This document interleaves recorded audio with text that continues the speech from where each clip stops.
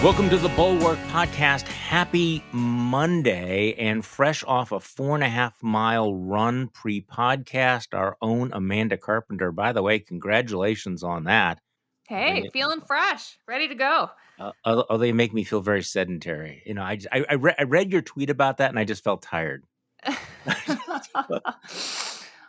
Well, it's pretty refreshing for me, and so it kind of once you get into it, you get a little more energy to get the day going. So, Well, I could use that.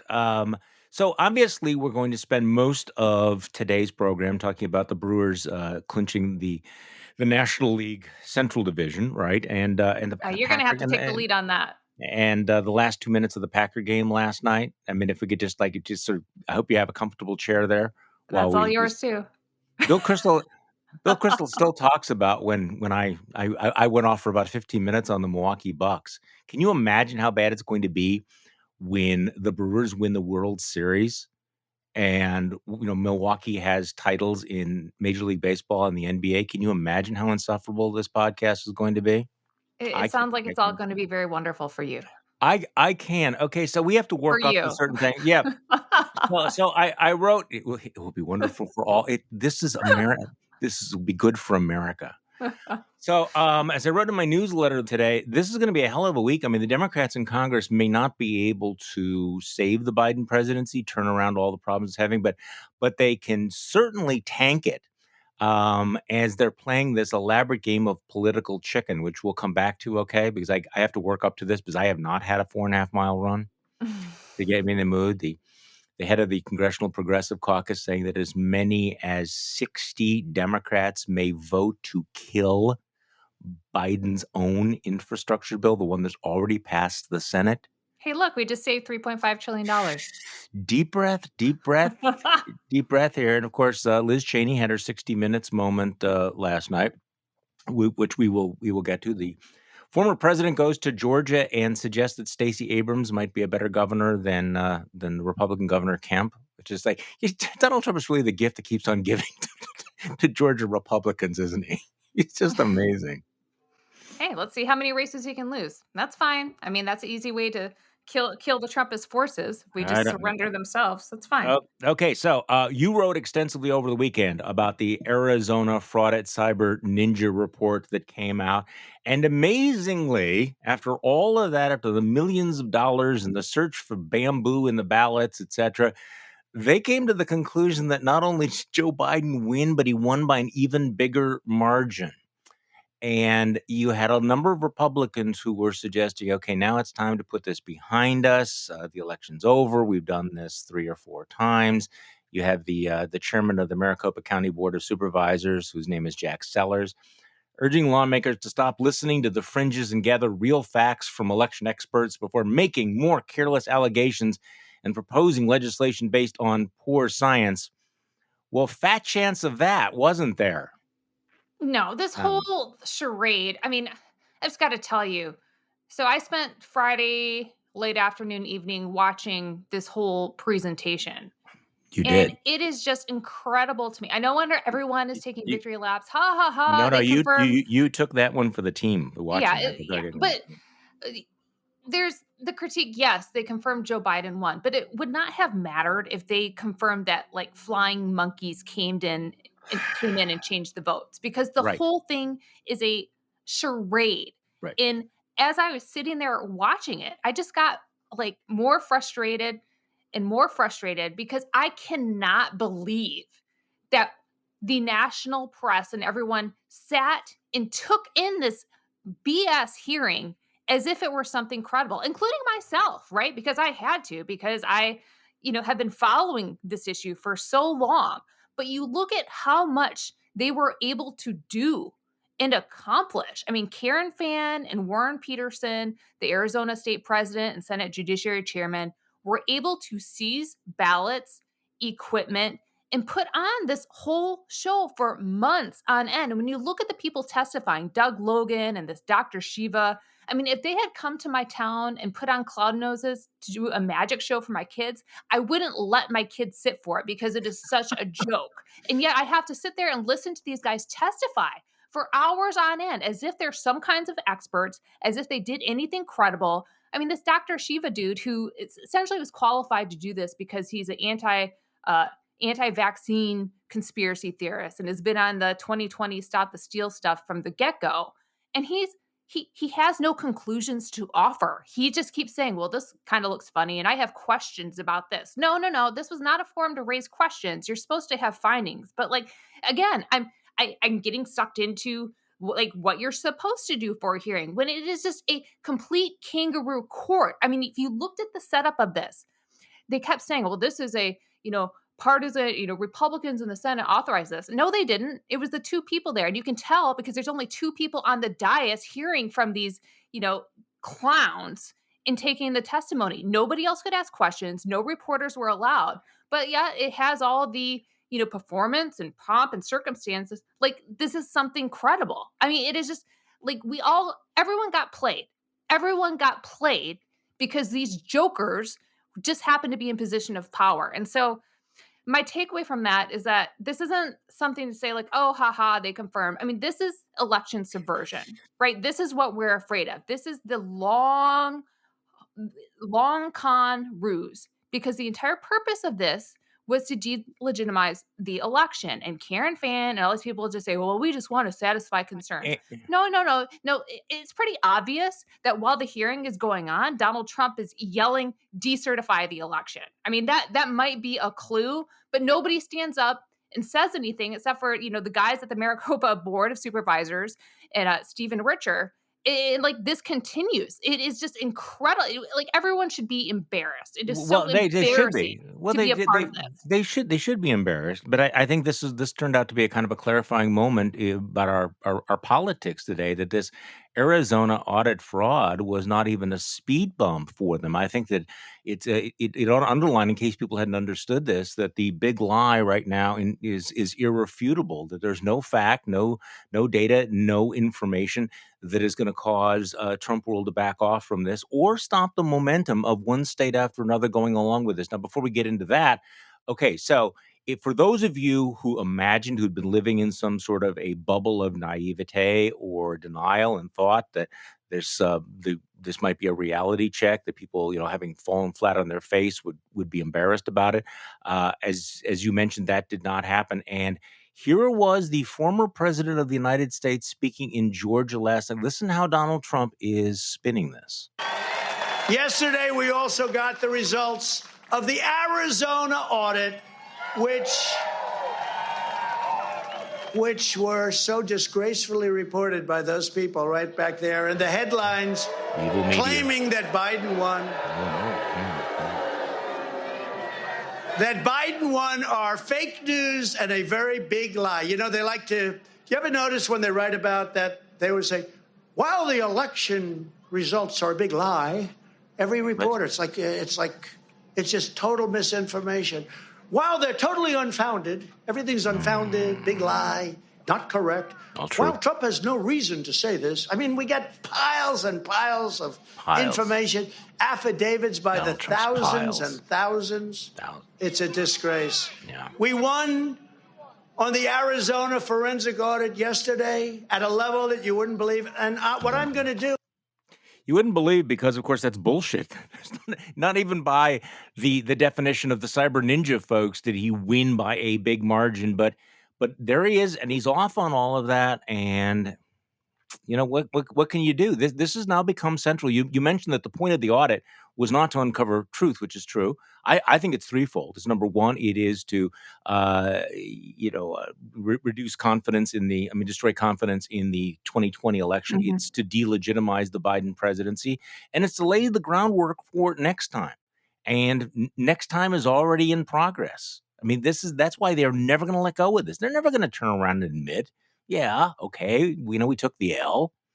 Let's do better next time. No, he won't let them go on this. No, and that's because the big election lie, like this isn't about facts and what you can prove or disprove with an audit. Okay. It's about control. It's about Donald Trump standing up and making Republicans say and do whatever he wants them to do. And in this case, that means saying that he was the winner of the 2020 election, that perfectly valid elections that have been audited over and over again by professionals, don't hold up and that election should be decertified. It means that he can make Republicans go audit elections that he already won, right? Which is what's Yeah. happening in Texas. I mean, he has people on the ground in Wisconsin and Pennsylvania. And this, like, reject the idea this is about facts. This is about Right. him Not about facts. controlling other members of the Republican Party and making him buckle and say and do whatever he likes Okay, at so any point in time. So here's a perfect example of that. And you mentioned Texas, where Greg Abbott is running for reelection, and Donald Trump said jump, and the Texas governor Greg Abbott said how high he was on with Chris Wallace of Fox News, who challenged him on, like, say, Donald Trump asked for an audit and you just roll over. You roll over like a hit armadillo in the middle of the highway. Okay, let's play that cut from Chris Wallace and Greg Abbott. Finally, this week, former President Trump sent you an open letter asking for an audit of the 2020 presidential election in the state of Texas, which we should note he won by about 600,000 votes. Within hours, the Secretary of State of Texas, an office that you appoint, agreed and has ordered audits in 4 of Texas's biggest counties. A couple of questions. Yes, One, sir. Yes, sir. Isn't it just a terrible waste of taxpayer money to have an audit in a state that everybody says went fine and that President Trump won by 600,000 votes? And aren't you contributing to this undermining confidence in our election process? That's the point. I got to make several points about this. One, the context here, and that is there are audits of every aspect of government. We have a state auditor. There's a federal auditor for the way that government operations work. Businesses that are public companies are subject to an annual audit. Why do we audit everything in this world, but people raise their hands in concern when we audit elections, which is fundamental to our democracy? Second point. No, I think we'll stick with the first point. It's just yes, we audit everything. What's the big deal? Why would you raise your hand about this? Well, because it was such an obvious money, time-wasting act of toadyism, Governor Abbott. Yeah, listen, so some audits are okay. Those happen after election, but they're run by professionals. They have standards. What is happening now? We have to get rid of the audit word when Donald Trump is calling for these partisan investigations meant to delegitimize the elections. I mean, again, these are acts of election subversion at this point. Joe Biden was inaugurated 9 months ago. It's over. There's no reason to reopen this except for the fact that Donald Trump wants to keep the big lie going. I mean, this is what he has done since forever. This is another investigation into Barack Obama's birth certificate. This is another investigation that he wanted into Joe and Hunter Biden activities in Ukraine. I mean, this is just the stuff that he does. He's always been obsessed with these sort of BS, politically driven investigations to smear people. And in this case, he's smearing the voters. They're smearing election officials. I mean, look at the real damage that was done to the people who actually make this process work. I have so much respect for the people in Maricopa County who stood up for the elections process. Stephen but guess Richer. what? Will they ever get an apology? No, they still get death threats, okay? The Republican chairwoman of the party there, Kelly Ward, is just talking endlessly about why it should still be decertified and campaigning against these good, upstanding election officials. And because of what she did, because of what Karen Warren did, because of what Warren Peterson did, that pain is going to spread to good, upstanding people in Texas, Wisconsin, Pennsylvania, Georgia, and wherever else. It's interesting how this has become kind of the way of the method of tribal signaling, even outside of Arizona. So you have the genuinely deplorable former governor of Missouri, Eric Greitens, who's running for U.S. Senate. And yeah, I mean, here's a guy who, what was he accused of doing? Tying up his mistress and taking Tying up and pictures of- blackmailing some woman. Yeah, well, he was also Right, ripping off Kimberly some Guilfoyle wants to fundraise for him. The guy There's a was shocker. the guy was so deplorable that he was abandoned by his own fellow Republicans and forced to resign in complete disgrace as governor. And yet he's running for Senate, and he thinks that he can shoehorn his way into the nomination by being Trumpier than thou. And the way he's doing it is by he's hanging out with the Arizona folks, saying that yes, we should absolutely decertify Arizona. So he actually put out a statement about that. and he's been meeting with some of the Republican legislators from Arizona.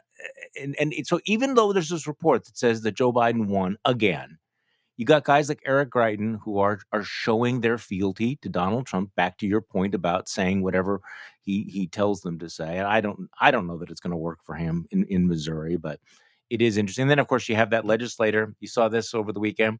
This congressional candidate, not a legislator, congressional candidate in Virginia named Jerome Bell. I did. Read that one. This is his tweet. Audit all 50 states, arrest all involved, try all involved, convict all involved, execute all involved, hashtag Maricopa County fraud. Seems like a reasonable fella. What do you think? Yeah, and he's pretty much on message with Josh Mandel, who's also calling for all the elections to be audited and ultimately decertified because, right? The executing all is an interesting touch. It's like, okay, I need to up the ante. I'm just convinced that there's it is like a meth. It is like a meth ring. You have to constantly give out the stronger stuff. So, okay, it's not enough. Why don't we think yes to the meth thing, and maybe he's just appeasing the base, but I'm going to take him at his word. You write that on Twitter in all caps and you hashtag specific people, that's a direct threat. Like, I am not willing to downplay this and say, oh, he's just handing out red meat to the base. Like, this is very serious. The fact that someone can, and it stays up on Twitter, right? I haven't seen it be taken down by now. But after all the talk that we've had about January 6th and violence spreading on social media, nobody's doing crap to slow this down or say, hey, maybe that's not even a good idea. Talking about executing people. Well, this is how, and I'm sorry to use a word that I think has become really overused, but this is how you normalize political violence. This is how you put it into the political bloodstream where your opponents are not just wrong on the issues, they are criminals, they need to be locked up, they need to be prosecuted, they need to be killed. And unfortunately, people treat this as if it's sort of like, well, you're just blowing off steam or speaking metaphorically, or we need to take them seriously, but not literally, or whatever bullshit line we have out there. But at some point, it's like, guys, we actually have people running for office talking about killing officials who did something we don't like, executing them. Okay. Whatever. Although I'm guessing that as a result of that tweet that he'll raise twice as much money and his chances have gone up. So anything else about the Trump rally in Georgia that you want to talk about, or can we move on from Trump? Well, just kind of how it relates to what the investigation that is happening in Georgia. I mean, every time Donald Trump takes the mic, he kind of admits about more details about how he tried to overturn the election. And I just want to remind people that this is still being actively investigated about what he did to Georgia officials. And I would direct people to a report from the Brookings investigation they put out last week that kind of goes through all the things that's just in the public record, right? From the Raffensperger phone call to other lawyers going down there. There was so much communication asking for Georgia officials to find the votes so that Donald Trump could win. Just keep an eye on that. And I'm just going to run down quickly the possible crimes that the Brookings officials think that he could be charged with. That includes, I'm reading from the report, criminal solicitation to commit election fraud, intentional interference with performance of election duties, conspiracy to commit election fraud, criminal solicitations, and state RICO violations. Yeah, and check. Yep, check. yeah, that's not over. Okay. So one of the, again, I'm sorry to keep repeating myself here, but all of the stuff that Trump is doing is like right out and open. It's in broad daylight. It's in real time. There's no secret about it. I mean, we've heard the tapes of him saying, hey, can you just find the votes? He goes to the rally and talks about how he tried to pressure the governor as a kind of a quid pro quo. He says not a quid pro quo. I got him elected and I wanted him to have a special election and he wouldn't do it. He's the worst guy in the world. So he's admitting this. This isn't from the Watergate tapes or some document that had been hidden. I mean, these guys have been putting it in writing. It's out in the open. And I think that makes it difficult to calibrate the level of outrage that we ought to have, because it's right there. You know what I'm saying? We have seen so much of it. We know so much that the media kind of treats it like, okay, yeah, there was an insurrection, there was a coup, there was an attempt to use power to overthrow an election. You know, give me something new. Yeah, it's too much to process, right? There's too many ways that he tried to overturn the election Right. that led to the violence we saw on January 6th. And I hate to keep returning to my favorite subject, which is the January 6th committee, but that has a way of focusing the public Right. attention on everything that happened. I Yeah. mean, just go back to the testimony that we heard from the police officers. That focused the mind, at least for a few days, as to what happened. And we have to have some kind of narrative about all the things that transpired from November to January. I do have hope for that, because it's just so much to process. And that may be our only shot to get everything focused in one report that will take, maybe a week or two of national news coverage going in that, maybe that will happen next year sometime, before the midterms. I don't know. But that has a way of summarizing, um, everything that transpired, hopefully in a way that will be easy to understand, that will have plenty of witnesses who will be willing to speak on camera as to what they observed. And this isn't something that's just going away. There's a lot of loose ends, but I think they can all be tied up into a nice big bow that people can't ignore. Well, there's no reason whatsoever for the Biden White House to not release all the information about what was going on in the White House on January 6th. There's no executive privilege that would cover that kind of misconduct, and I hope that the Biden White House does not get squeamish about this or prevaricate in any way whatsoever. Look, some of us remember when Richard Nixon tried to invoke executive privilege to keep the Watergate tape secret, and the Supreme Court unanimously did not buy it. Executive privilege does not does not cover or protect a conspiracy to commit crimes. They didn't in Watergate, and they shouldn't on January 6th. This is And so besides the fact easy, it would so be easy. odd for Biden to invoke president executive privilege on someone else's behalf. That's Okay. just a weird position to be in, number one. Okay, so let's take a quick break to let people know about something new that we're doing at the Bulwark, and when we come back, I want to talk about the political malpractice that's taking place in Congress right now.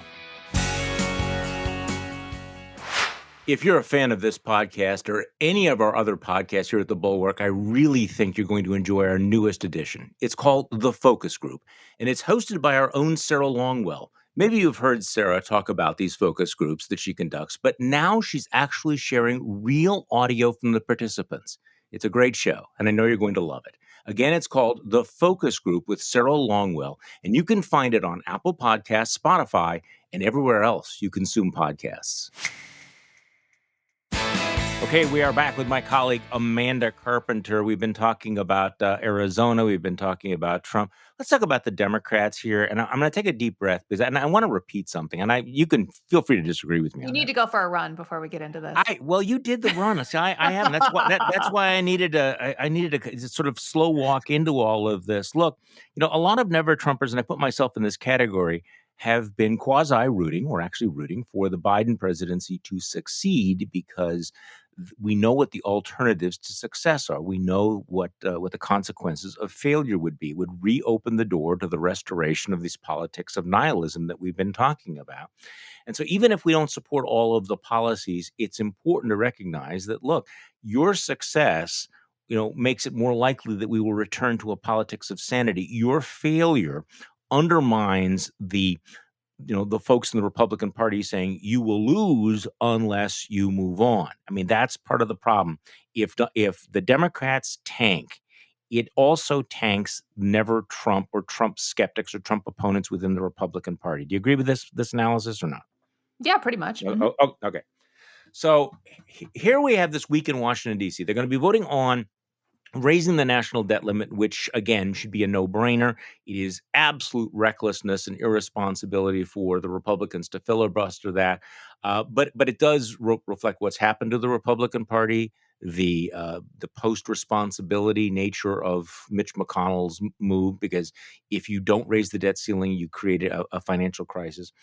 And then they have to vote on the various infrastructure packages, and wake up this morning to find out that Nancy Pelosi has moved the vote on the bipartisan infrastructure bill. This is the, depending on how you do the math, $1 trillion bipartisan bill supported by Joe Biden's, by the Biden administration, his biggest legislative victory to date, got 69 votes in the United States Senate. We're finding out that she's moved it from, was supposed to be Tuesday, she moved it back to Thursday. Maybe because the Progressive Caucus has made it clear that she doesn't have the votes. We have the head of the Progressive Caucus, who's, can you pronounce her name? Because I don't want to embarrass myself. Is it Jayapal? Yes. Okay. Saying that as many as 60 Democrats will vote against their party's own bill unless they get the infrastructure, the reconciliation bill. Just talk to me about this, because Can I just tell you how much I don't care please. to watch this drama? I mean, every time I turn it on, It's it just bad. seems to be neurotic hand wringing over trillions of dollars, and these people just can't get their act together. Number one, we've already spent $5 trillion between Donald Trump and Joe Biden on COVID. Joe Biden already got trillions of dollars in direct cash payments into people's bank accounts. And guess what? Nobody really cares about that. His polling is still going down. I mean, the problem is that they're coming off as incompetent. Okay, between the COVID kind of disaster that happened in August, Afghanistan, which was a disaster, and this, they can't figure out how to spend trillions of dollars that, by the way, we don't have. I just I watch this and just get your act together, people. And primarily because I agree with you that Joe Biden has to be successful in order to beat back these anti-democratic forces in the Republican Party. And you're spending months and months trying to, you don't even have a number for this thing. And you have people crying about, well, if we don't vote for this first, I can't get to that second. Meanwhile, you have something that passed the Senate with 69 votes. Do you guys not know how to take a win? It is unbelievable to me. Take a win. You're on the 1-inch line. All you have to do is pass the bill that's already been passed, and then you move on to your other bill. So I understand. Look, I understand negotiations and back and forth, and I understand that you have some progressives who genuinely believe in what's in that package. And I'm not questioning the sincerity. I'm questioning the wisdom of their tactics here. And that if they're that confident that this is good public policy, then let it stand on its own and push ahead with it. Don't vote against something else that's good, because don't let this is almost a perfect example of letting the perfect be the enemy of the good. You don't vote to kill your own package, because the real problem, the real possibility here is that in this game of chicken, they'll end up getting nothing. Absolutely nothing. Or they do get So, something and everyone's so demoralized by it, they think they've got nothing. And so whatever victory you had just looks like crap. Well, that's the other thing. So at this point, instead of triumphantly saying, look, we got $1 trillion infrastructure package through with this bipartisan vote, with a big legislative victory. This is exactly what Joe Biden said he was going to do. People like spending money on bricks and mortar. Instead of being able to celebrate that, there's a possibility that they might get that.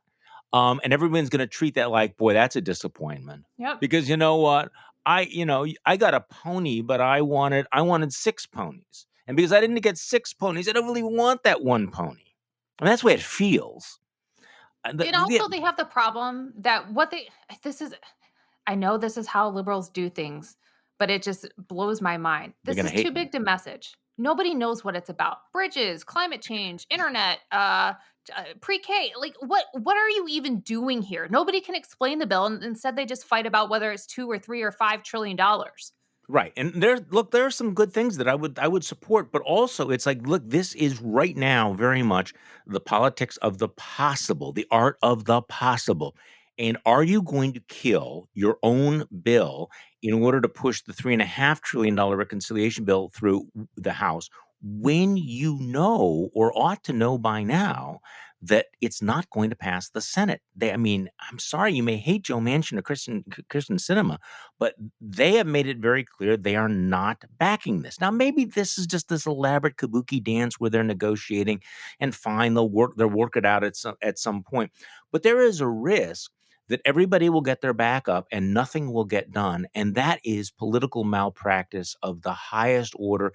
And it would take place at a time of maximum vulnerability for the Biden administration. It's hard for me to imagine Democrats going into the midterm elections having tanked the Biden domestic agenda completely, failed, fighting among themselves, and thinking that somehow they're going to be able to beat back even the nihilistic Republican Party. And that's what's scary to me, is the Yeah, I mean, they Republican could Party pass is, yeah, something and they're still not gonna get a victory out of it, right? Because they've so mismanaged this. All they well, they pass they something. they should be saying, I mean, the progressives say, "You know what? Joe Manchin Cinema, give us as much as you can, Right. and then use that to go into the midterms and saying, you know what? We need more Democratic senators and blah, blah, blah, so that Joe Manchin, Kristen Sinema aren't the deciding votes. Because guess what? You are in power, but you are not powerful. As long as you're depending on Joe Manchin, which represents a red state, which is the very best that you are going to get out of West Virginia. If you don't have Joe Manchin, Sidney Powell is probably going to move here and run for Senate. Okay. Give him what he wants. Hmm. Move on and make it a 2022 issue. Well, I think that that's right, and I guess I'm reading, the very online left, which is of course, all hair on fire about how terrible the moderates are for blowing all of this up, but it's not the moderates right now, not 60 moderates who are threatening to vote against the bill.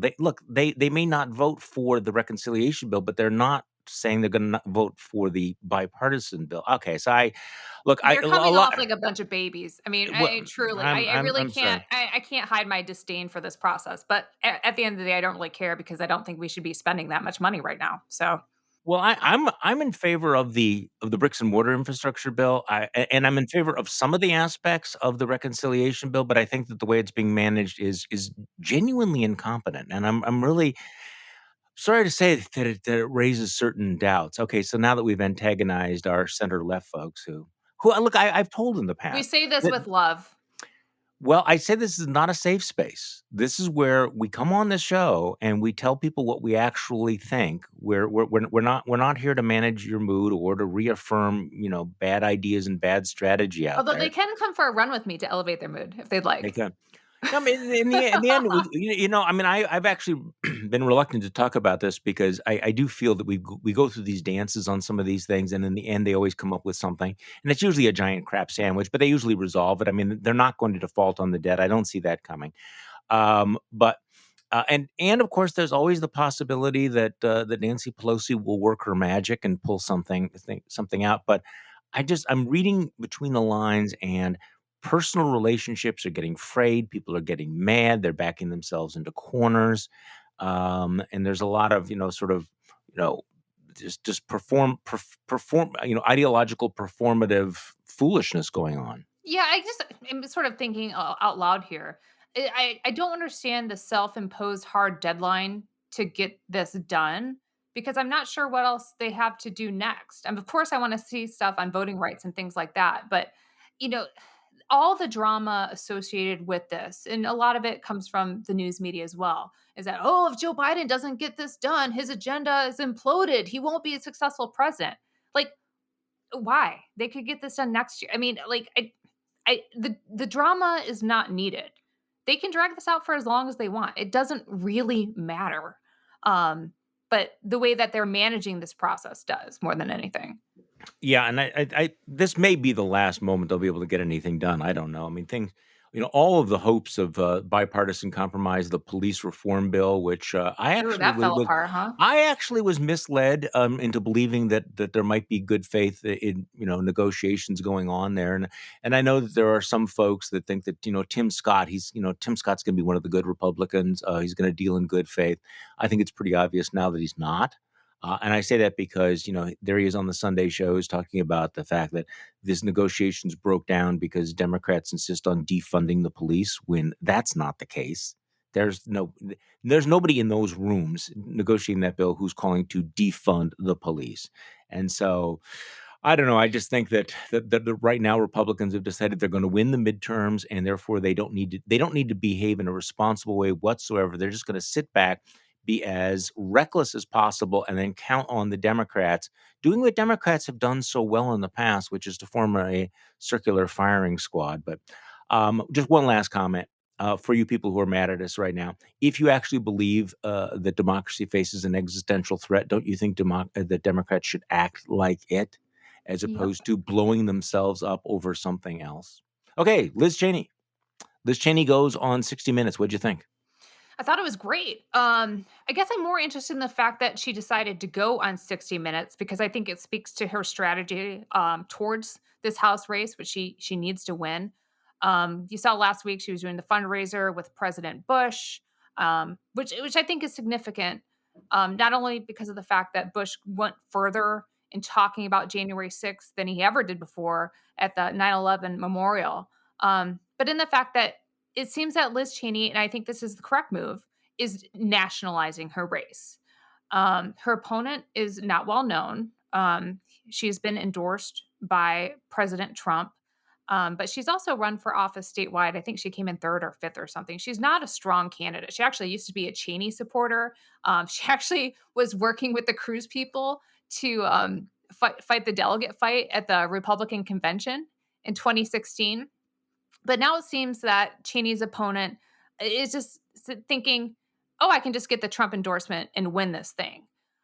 Cheney's being very deliberate about how she's approaching this race and putting the national spotlight on it in a way that I think her opponent could melt down real quick.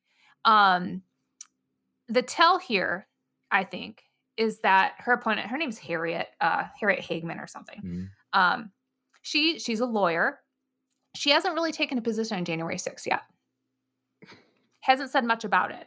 And Cheney, when she speaks about it, she points out to the fact that, hey, this person is a lawyer. Does she really want to go to down the same legal path as Sidney Powell and Rudy Giuliani and the rest? And she is saying very upfront that my race is about the Constitution. If people vote for me, they're voting to support, law and order, a respectable Republican Party that you can appreciate being a part of again. But if you vote for this other person, it's for January 6th. Her opponent hasn't been able to say anything about that yet. Yeah, I think she's scared. I wanted to find that cut where Liz Cheney says, a vote against me in this race, a vote for whomever Donald Trump has endorsed, is a vote for somebody who's willing to put allegiance to Trump above allegiance to the Constitution. So you can see she's laying that out.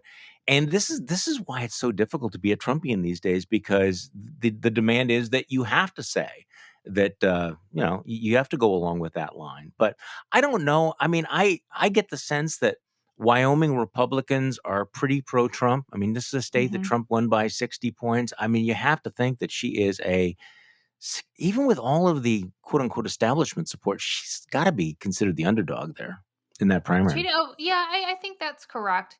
My view of it, though, I do think Wyoming is still enough of a retail state where Cheney can get to know her voters. And there might be Democrats that want to support her, right?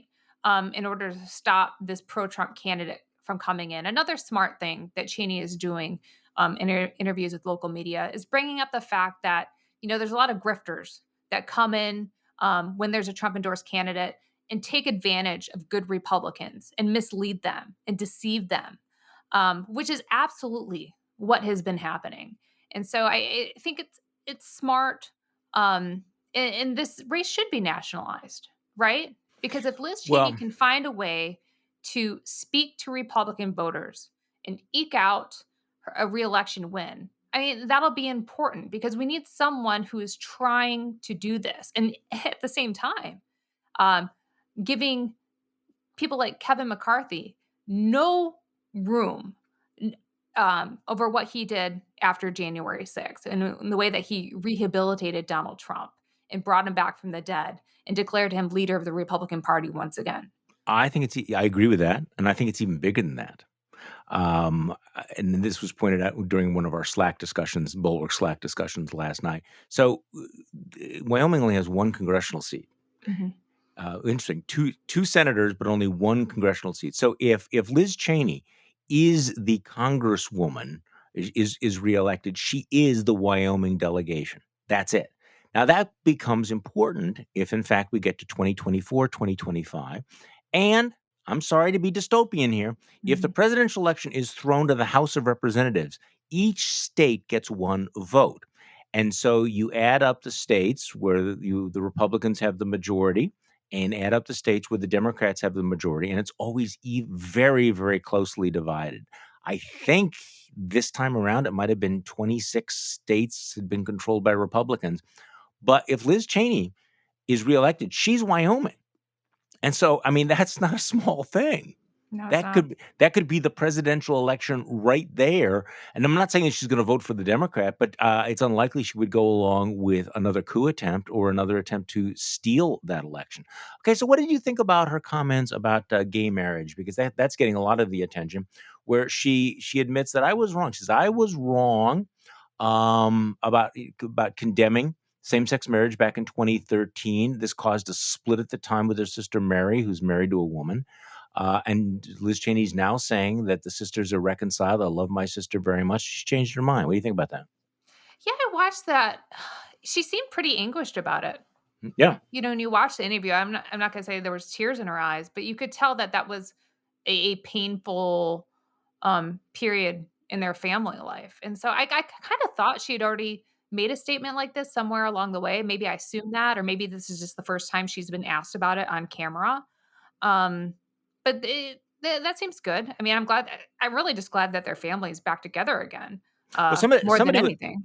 somebody was asking me about the political calculation there, and I said, wait. At least this moment seemed very clear to me that this was very personal. This was her family. It was emotional. I thought it was very authentic. Clearly, this was a painful episode in her life, and I think we ought to take it at face value.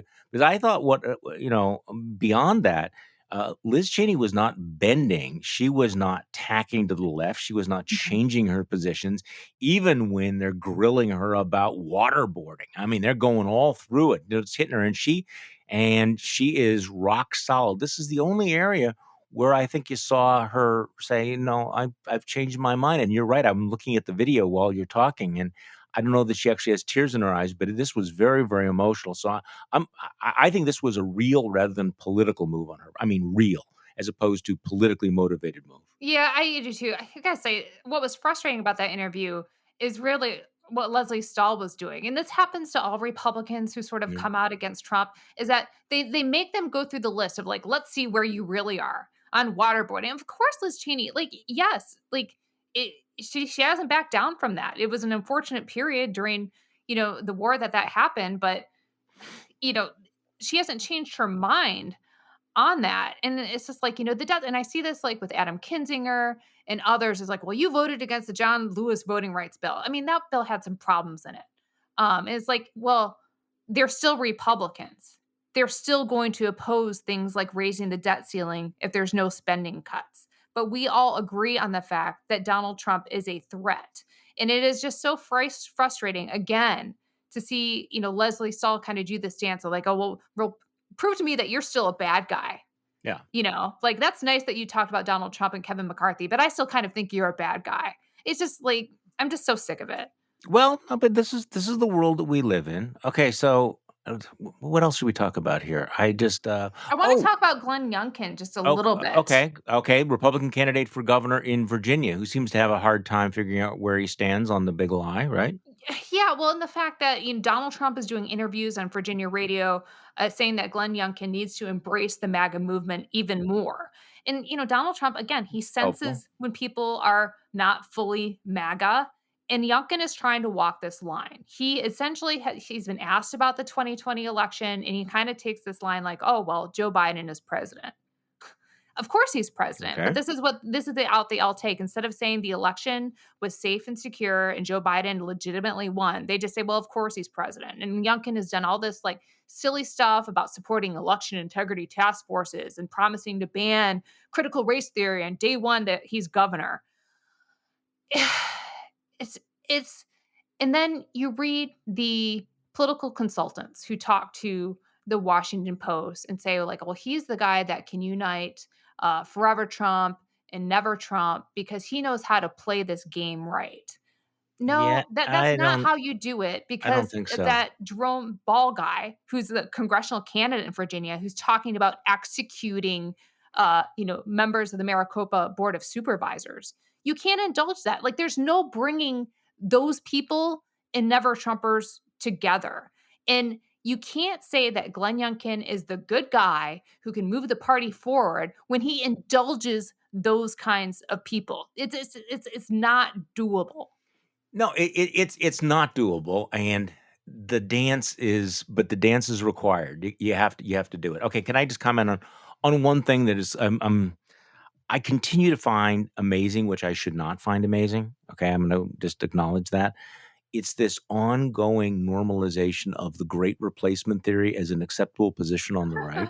I mean, this again was something that, a year ago, you would have only found on neo-Nazi websites, white nationalist websites, that the great replacement was that minorities will replace white Americans, or as Tucker Carlson now calls them, legacy Americans, that immigration was all part of a plot to replace you with other people.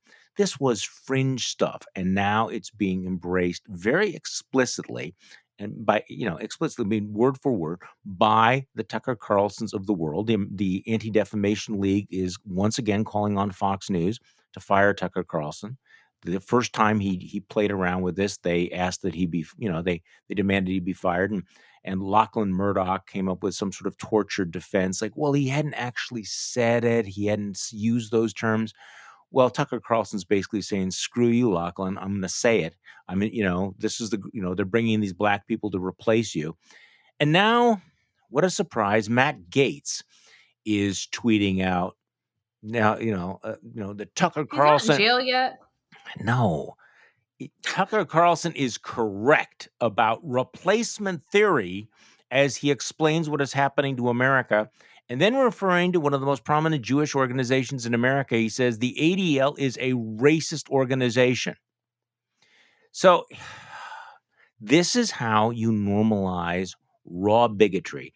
And you'll notice the crickets, no other Republicans are pushing back against this. This is something I never thought I would see in my lifetime. So this is what the ADL said. For Tucker Carlson to spread the toxic anti-Semitic and xenophobic great replacement theory is a repugnant and dangerous abuse of his platform. If it somehow was not clear enough before to the executives at Fox News that Carlson was openly embracing white nationalist talking points, let last night's episode be a case in point.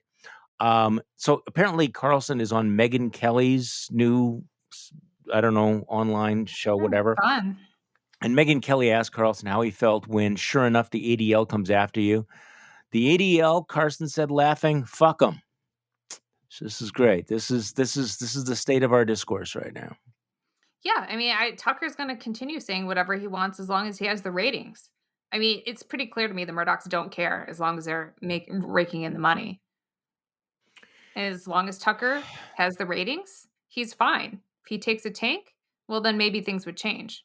But until then, they have no standards. There's no rules. They clearly have no rules, and of course, I hate to keep coming back to it, but Paul Ryan is a member of the board of directors of the Fox Corporation, and he's had many opportunities to draw the line about election denial, Hey, COVID, listen, COVID denialism, vax skepticism, and now raw racism.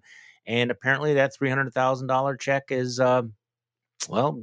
it's bought his acquiescence.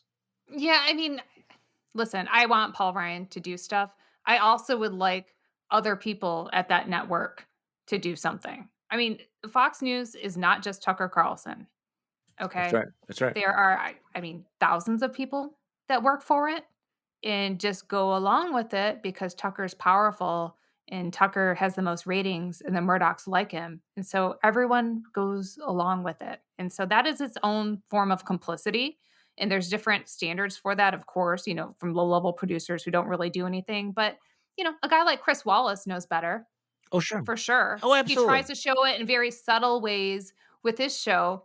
But come on, you share the same airspace.